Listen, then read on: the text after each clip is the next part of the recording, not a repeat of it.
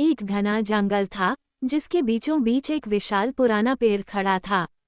गांव वाले उसे कल्प वृक्ष कहते थे, क्योंकि कहा जाता था कि यह पेड़ जिसे भी सच्चे दिल से पुकारे उसकी मनोकामना पूरी कर देता था। लेकिन इसके रहस्य को जानने की हिम्मत किसी में नहीं थी, क्योंकि पेड़ की रक्षा एक अदृश्य शक्ति करती थी।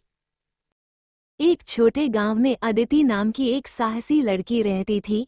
उसके पिता बीमार थे और गांव में इलाज का कोई उपाय नहीं था।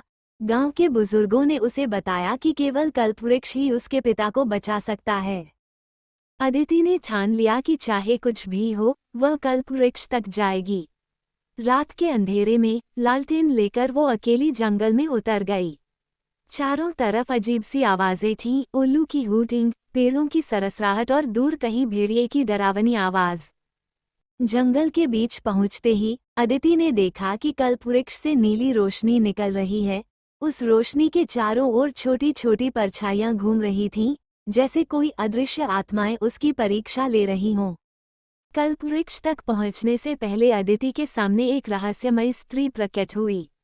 वो हवा में तैर रही थी, उसकी आंखें चमक रही थीं।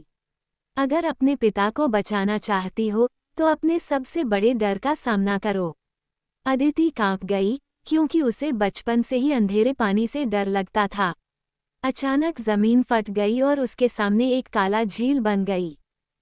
अदिति ने अपनी आंखें बंद कीं और पिता का चेहरा याद कर ठंडे पानी में कूद पड़ी।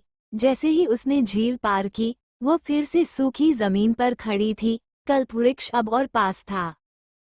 कल्पवृक्ष के नीचे पहुंचते ही पेड़ की शाखाएं हिलने लगी और सुनहरी पत्तियां गिरने लगीं। अचानक एक बूढ़ा साधु उस पेड़ के तने से निकला। उसने अदिति से कहा, तेरा साहस ही तेरा वरदान है। जा, ये जड़ी बूटी ले जा, ये तेरे पिता को नया जीवन देगी। अदिति दौड़ती हुई गांव लौटी। उसने वो जड़ी बूटी अपने पिता को दी और कुछ ही घंटों में उसके पिता पहले से भी अधिक स्वस्थ हो गए। गांव में फिर से खुशियां लौट आईं। आज भी वो जंगल उसी रहस्यमय पेड़ को संभाले हुए है। लेकिन कहा जाता है कि कल्पवृक्ष सिर्फ उसी को दर्शन देता है जो सच्चे दिल और साहस के साथ उसके पास पहुंचता है और अदिति की तरह अपनी परीक्षा पास करता है।